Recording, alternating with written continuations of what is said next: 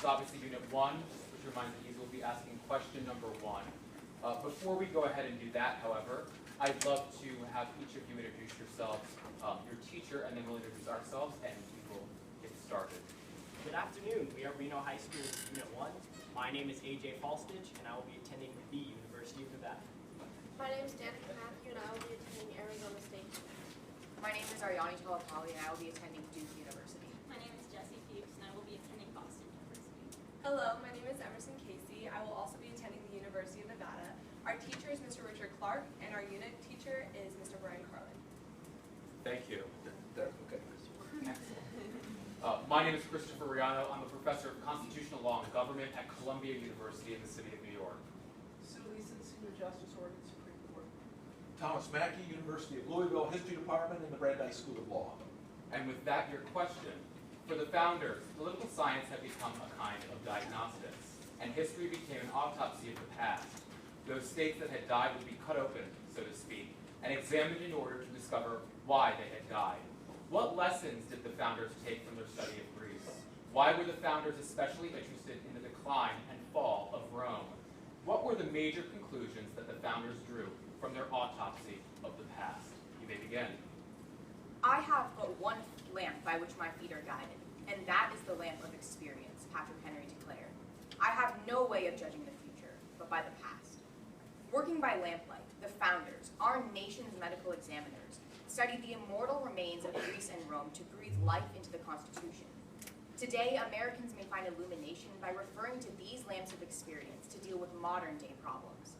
Athens and Sparta served as a lesson to the founders on the importance of checks and balances. After the Spartan victory in the Peloponnesian War, Admiral Lysander instated 30 tyrants into power as one branch of government that attended to the executive, legislative, and judicial activities. With no division of power, the tyrant's reign resulted in the death of 5% of the Athenian population, the confiscation of citizens' property, and the exile of democratic supporters. The founders were also guided by the lamps of Greek philosophers. Plato theorized that certain classes promote different aspects of the common good through his belief in having philosophers, the most educated people of society, serve as representatives. Classical Republican Solon practiced this philosophy by organizing Greek citizens into 4 classes. People at the highest level held high office, while people at the lowest level were farm workers. By studying Plato and Solon, founders noted the benefits of representative government in ensuring that reasoned decisions are made by informed people. In Federalist 10, James Madison wrote, "The public voice pronounced by the representatives of the people will be more consonant to the public good than if pronounced by the people themselves." Article 1, Sections 2 and 3 reflect this concept by establishing representation through the House and Senate. The founders were especially interested in the decline and fall of Rome because they wanted to analyze its failures in order to avoid those mistakes in their own government. The Romans encoded higher law into a constitution, the 12 Tables, which bound the privileged class and the plebeians to the same impartial rules. The Roman Republic also operated under Aristotle and Cicero's mixed constitution, in which rule is balanced between a monarchy, aristocracy, and common rule. Despite these beneficial aspects, the Roman government still fell due to a decline in civic values and an overextension of their military and fiscal irresponsibility. This led to the rise of Julius Caesar, who abused power as a military dictator. The founders wanted to prevent this descent into tyranny, resulting in Article 2, which vests power in an energetic yet limited executive, as Alexander Hamilton asserts in Federalist 70. Under the light of the lamps of experience, the founders drew major conclusions from their autopsy of the past. The Lycian Confederacy directly contributed the concept of proportional representation to Article 1, Section 2.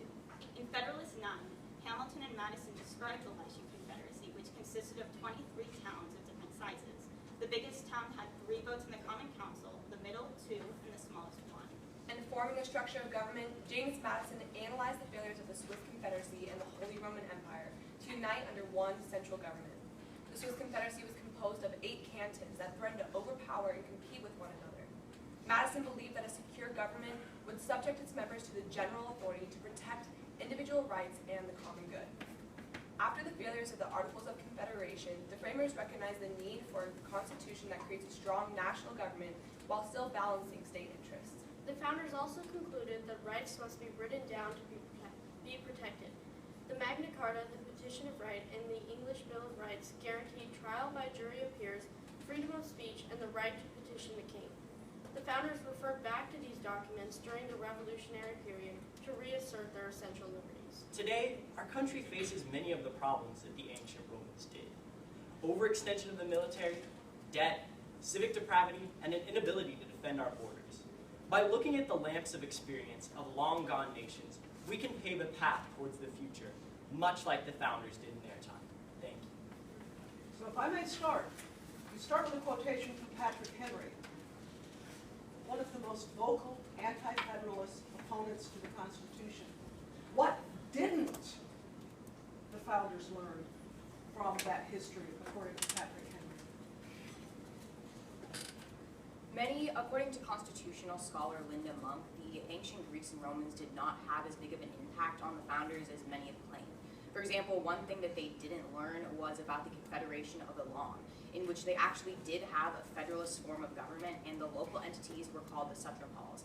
And so power actually did flow there. I'm trying to stay with your Patrick Henry, because you start, I'm playing on your turf, okay? You start out with a quotation from Patrick Henry about how much the founders are going to learn from experience. And he says, I'm not voting for this Constitution, and he becomes one of the most prominent anti-federalist writers. What did he think they missed? Patrick Henry thinks that they missed the essential rights written down within the Bill of Rights. The Anti-Federalists vehemently wanted the Bill of Rights added to the Yeah, Constitution. because anything else than a Bill of Rights.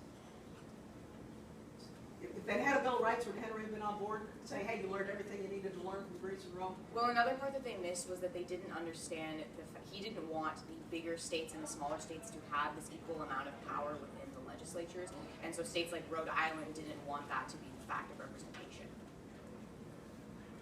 Well, speaking as an anti-federalist, you folks seem to be in favor of consolidated government, of powerful central governments. I thought the study of the past suggested that, particularly in Rome, that the power of the central government is corrupting. It leads to luxury, it leads to decline.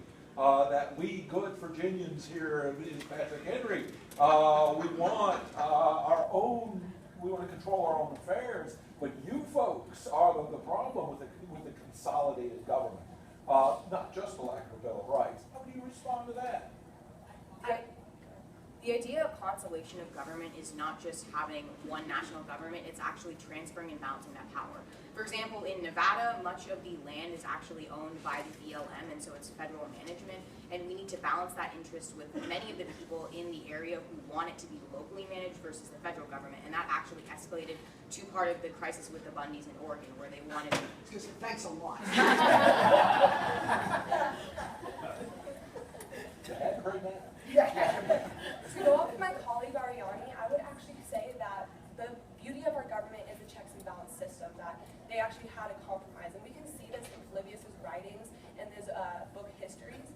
He called these 6 types of government like monarchy, aristocracy, democracy, and he saw the political revolution, called it anasymptosis. So we needed to talk about the checks and balances that made Rome successful, and that's why the founders actually looked to Rome to implement that into their own government. Right, but the original idea was not checks and balances, it was balances and checks. Why is that more important when it's said in the original way it's codified? What's the difference there? It's better to have a balanced government rather than always have a check on another government. You need a separation of powers to have a balance. And is it a check on another government, or what is it a check on? I disagree with what you formerly said about the concept that it's a balance and then a check. The check is actually the more important part. For example, again, in the Nevada state legislature, we do have a balance between the legislature and the judicial branch, but when they recently passed a bill that said that all students would have $5,000 to go to private schools, the problem with this was not the balance of power, it was the fact that they didn't check each other and they were not able to review the actual bill. Referring back to the main question that Mr. McKee asked, Plato did live through tyranny in his time, and he saw this huge power be overcome by luxury and all these different things. But he also lived through democracy in his time too, and saw his friend and mentor Socrates executed by the mob, which showed problems on the other spectrum, the other side of the scale. So the founders took both of these types of government, democracy and tyranny, and combined them together into a republic. And that's why our Constitution in Article 4, Section 4 guarantees a Republican government for all states. Say that again. Democracy plus tyranny equals republic? So he's not saying Explain. He's not saying democracy plus tyranny, he's talking about the spectrum of balance. So in tyranny, we have the tyrannical governments such as the 30 tyrants, whereas in democracy, we have the Athenian democracy, and so we're balancing that. For example, again, we have the initiative process, but we also have representative government to balance both of those in the United States. So my next follow-up question is this. You seem to say that it's history that is the source of the lesson. How do you deal with the new science of politics in Federalist 9? Where they're claiming we are doing something entirely new here. The heck with history. What do you do with that? Because they were doing something entirely new here. They weren't doing something that had ever been seen before in history. Like what? Be specific. They were doing something where they were creating a republic. A Republican government had never been tried before in this exact fashion throughout history. It had not been tested and it had not been tried. Additionally, in past governments, they've been more concerned with war and conquering territories, such as in Rome. So the new science of politics was actually taking past governments, such as Elan, such as the Swiss Confederacy, Rome, and Greece, and combining them together. When we talk about a science, it's about chemical solutions and the experimental method, combining them. So that was very new. To further this idea of science, the founders wanted to do more of a biopsy rather than an autopsy, to take the living countries that they came from, such as England, and the parliament system that they had, to actually implement it into their own system. And that's where we can see the bicameral legislatures from the House of Lords and the House of Commons to now we have the House and the Senate. Thank you.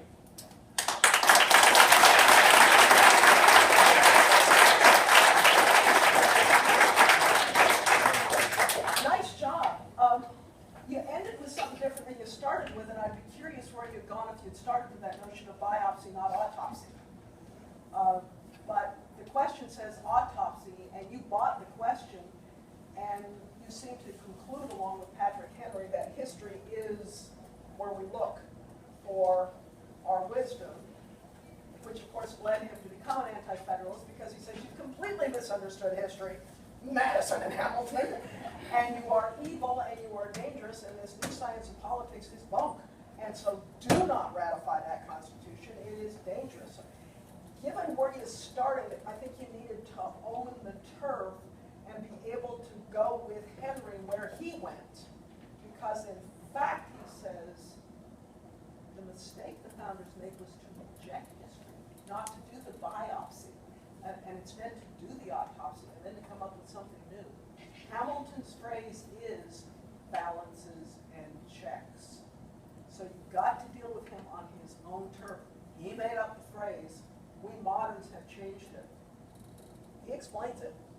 So anyway, those are some ways where I think you could make a really terrific presentation even better. That was really elegant. And I just want to keep exploring these ideas with you, which is the highest compliment I can pay you. Yeah, I too really enjoyed it. I wanted to follow up a little bit more. You talk about mixed constitution, or balancing social groups in Europe, particularly England. But then part of the new science of politics is moving from a social division of power to a functional division of power, and then understanding that transformation, because that is indeed some of the new science of politics. And not completely understood at the time, but that was a really important sort of step that way. On the other hand, don't take it wrong, I really liked what you did. I thought it was really interesting, engaging, and back and forth was useful. Yeah, I have to say the same thing. I was very impressed. You know, a lot of times in intellectual tennis, we'll be sitting up here and we'll see a volley at the beginning. And again, I know that you have three, accomplished judges in front of you. We can hit that ball right back. And you know what? For one of the first times this weekend, you all said, all right, you hit that back, and I'm hitting it right back towards you three as well. I love that. We pushed those cracks. You did very, very well when we did.